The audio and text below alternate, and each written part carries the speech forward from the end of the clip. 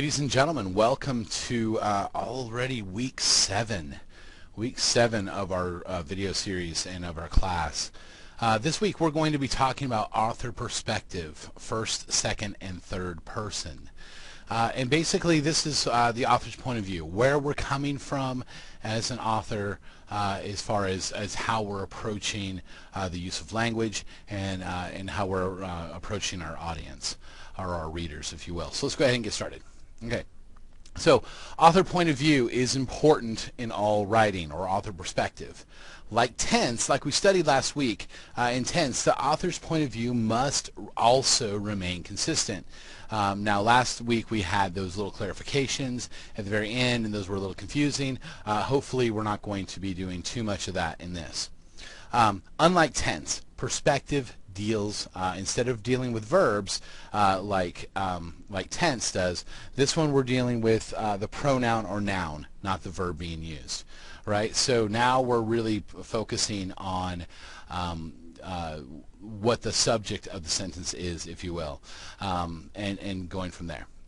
So in the English language, we write from one of 3 different points of view, or persons, right? You can think of this as position, right? If you draw yourself a chart, right, and you put yourself in the middle, and then the next layer out is going to be other people you're directly talking to, right, your audience, and the third person would be the next stage out, which would be the group of people that you're talking about, right? So that's basically how it works. So first person is yourself, second person is your audience or reader, third person is more of a broader sense, other people, right? You're talking about other people. So let's go and talk about some of the pronouns that we use, right? So in first person, right, we're going to use words like I, me, mine, we, our, or ours, right? So in our example, we say, I went shuffling off to work, right? So we're saying, me as a person, I went to work. I went shuffling off to work, right?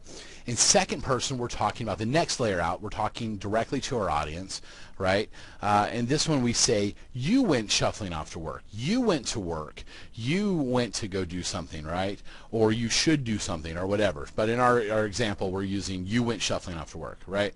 And then in third person, we're using words like him, he, her, his, hers, she, it, its, their, theirs, and their, and so on, right?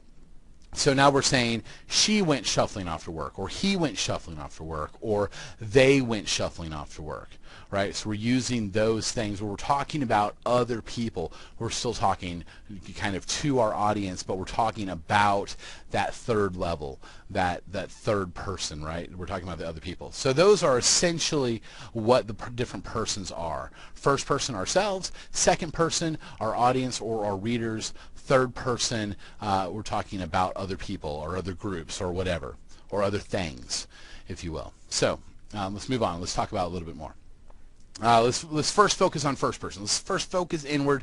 Let's talk about ourselves, right? So when writing in first person, we write from the perspective of ourselves, right? So in our example, I see the world before me, covered in ice and dancing in the sun. It's a very beautiful way of saying something, I assume, or I suppose. But we're basically talking about our experience, our personal point of view, right? I see the world before me, covered in ice and dancing in the sun, right? So if we move on to in first person, we are we're limited to exploring the world we personally see, the world we see, and therefore we're limited to exploring only our experiences and opinions, so only the things that come within ourselves. So in this example, in my experience, growing a backyard garden is a mind-numbing exercise. It takes far too much time, way too much space, and the cost is far too high for the limited amount of produce that does manage to grow. All right, so notice how there's an argument here, right, as we've explained argument, and that it makes a lot of sense, but it can easily be countered by someone else's experience or opinion, right? So while this is a useful form in narrative and descriptive writing, it tends to fall short in other rhetorical modes. It tends to fall short when we're doing argumentation because we're only talking about our own point of view. We're only talking about the things that we personally experience, and that can be important, but it's not really academic. It's not academic in the sense that we're talking about when we're making arguments or we're exploring something, that we're really talking about the whole of human experience. We're just talking about our own experience. So that's where first person can connect us, and we can say, hey, I personally believe this, right? Or I personally have experienced this, and that's really, really important, but it's not saying that all people will experience that, or that our readers specifically will experience a certain something, right? So that's where first person is strong in the sense that it humanizes what we're doing, but it's weak in the sense that it doesn't really capture what everybody will think. So it can kind of fall apart that way. So let's move on, right? Second person. Second person is when, like we said, perspective. We're talking about that second layer out, right? We're talking about the reader themselves, right? Who our reader, we're talking directly to our readers, right? And when writing in second person, we write as if from the perspective of our reader. Now, this can be problematic, especially when we're writing for, in academic forms, right? So let's kind of explore something. You know how it feels when the whole world is against you, right? We are assuming, in fact, we are claiming that our readers specifically, right, know exactly how it feels when the whole world is against them, right? We know, or that's what we're saying, right? So that's second person, right? You know how it feels, you know what it's like, you know, all those type of things, right? So when in second person, we're writing based on our assumptions, and that's a big key word here, our assumptions of our reader's perspective or their experience, right? This approach can work well when giving instruction, as we're doing in this video, right? You should do this, you should do that, you have issues here, or you're really doing well here, those type of things. It can work well when giving instruction, but it runs the risk of being incorrect or places too much of the burden of proof on our readers, right? We're making them do the work. So here we are saying in this, you should never grow a backyard garden because it is a mind-numbing exercise. It takes far too much time, way too much space, and the cost is far too high for the limited amount of produce that does manage to grow, right? So here we still have an argument that's making sense. It's still working, right? And we're still basing our logic from our personal assumptions, but we're transferring that to our readers and saying our readers will view that as also a mind-numbing exercise.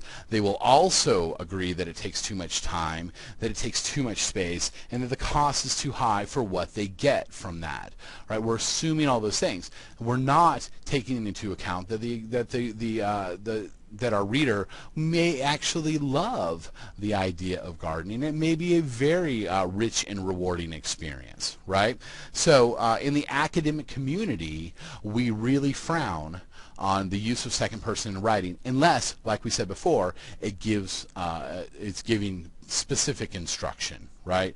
Unless we're saying you need to do this, you need to do that in order to get to this goal.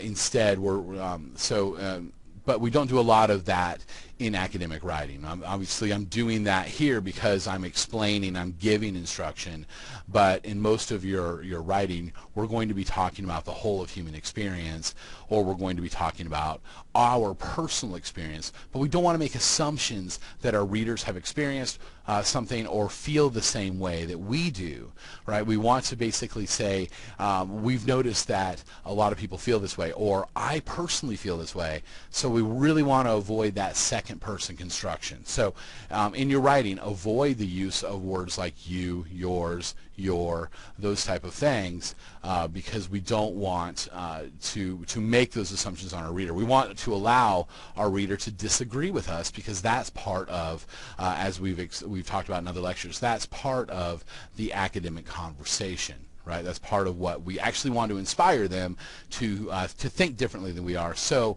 if you go all the way back to our very first written lecture when we're introducing the course, we want them to we want them to engage with our ideas, to bring their own opinions into the conversation.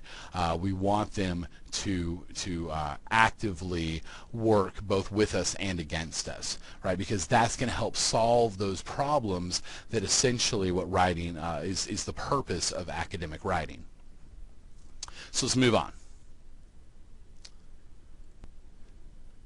Okay, let's talk about third person. Third person is where you really want to be. You really want to be talking externally for most of your things. Now, most of the stuff we're going to be writing in this class and that we have been writing in this class is primarily based in first person. However, third person is really the goal of what you want to do as an academic writer. So when writing in third person, we write in a more general sense. We still make assumptions, right, which can be problematic, but the generalizations seem less accusing as second person may be, right?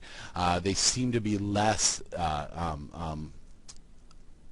less specific to our particular reader, right? Third person is really useful, especially when working with sources, with working with engaging with ideas and things like that. So in here we have we've changed it a little bit, and we've changed what our example, and we're saying here Pastafarians, right, don't really believe in the flying spaghetti monster, but they instead use Pastafarianism as a way to criticize the beliefs of those who practice religion. Right? So Pastafarianism, if you haven't really looked in it, it's just kind of it's a fun little joke that someone made. That's basically a made-up religion that pokes fun at other religions. And whether you're religious or not, and I'm sorry if you are, hopefully you don't find this too offensive of a topic, but it's just a way of talking about who they are. Now, we're not necessarily saying in this that we agree with the Pastafarians or we don't agree. We're simply relating what they actually are using for their particular comment on religion, right? How they're doing that.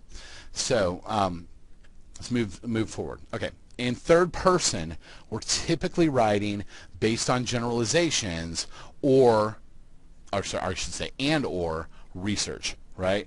We've done our study, or we're making a general comment about life in general, about the whole of human experience, if you will, or at least a piece of human experience that we all share.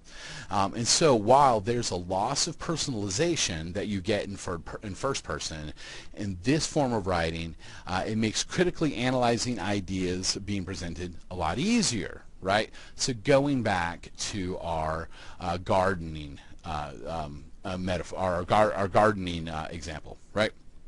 People who are considering growing a backyard garden should be aware of the time commitment, the space requirement, and the cost involved, especially considering the limited amount of produce that will grow. Okay, so what we've got here is a more general comment. We're not saying that people will enjoy it. We're not saying that they won't enjoy it. We're not saying that they will find it a mind-numbing experience or that they won't find it a mind-numbing experience.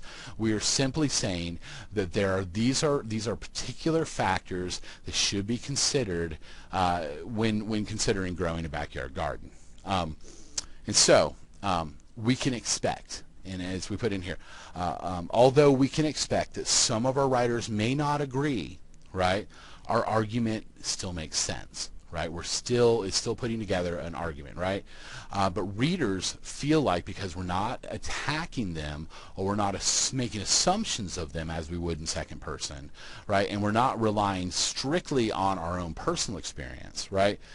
Readers feel like they have a choice of whether to follow this advice or not, right? And they get to make up their own decision. Most of your college writing, as we've said before, should be in third person. So really get this construction down. Really talk about people, individuals, he, she, it, them, they, their. Those type of words, use those in your constructions. So just to go back to what we're talking about, we'll just kind of sit on this slide for a little bit. But just to go back to what we're talking about. First person is the center of our little circle, right? First person is the part that basically says, I've experienced, in my experience, I feel, I believe, those things. That's really important, right? Because it humanizes our experience, like we've said before, right? And it gives us personal connection, right? It tells our readers, or shows our readers, how we personally feel or think. Right? Second person, the next part of the circle going out, right? The next ripple, if you will, is going to be our readers. Okay, and the danger in that, as we've said before, the danger in that is that we're making assumptions that our readers feel or think in a certain way, right? And we're not giving them their own voice.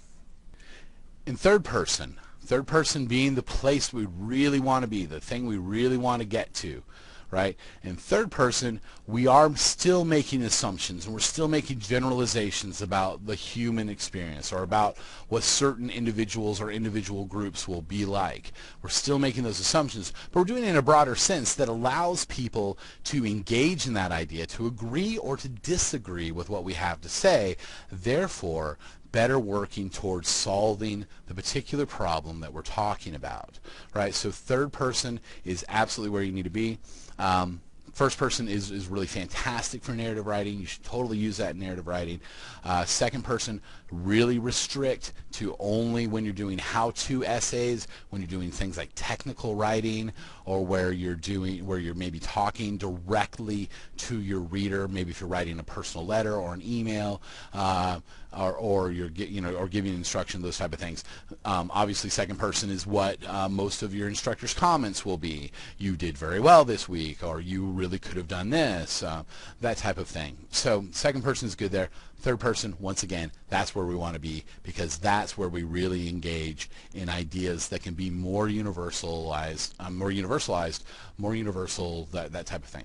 So once again, as always, if you have any questions, comments, or concerns, anything that has to do with this video series, anything that has to do with the class itself, anything that has to do with the comments, the content of this course, or if you're having trouble understanding a concept, ask your instructor. Go to your instructor and let them know that you're struggling with something, or let them know that you really like something, or that kind of thing, so we can get a better idea of how to improve upon our things, or we can just really help you to engage in those concepts and really get the full benefit of this class. So once again, just to go back, as we said before, the examples that we use, the written examples, even the thing about Pastafarianism, the thing about the gardening, all that stuff is just stuff that we made up for this video series, things that we just are using for example. So I don't know that there's anyone out there that actually says that gardening is mind-numbing. I'm sure there are people that are that do say that, and I'm not really and we're certainly not making a comment either for or against Pastafarianism or any of those other things that we talked about. So have a great week. Be productive. We have one more week after this one, so you're getting toward the end.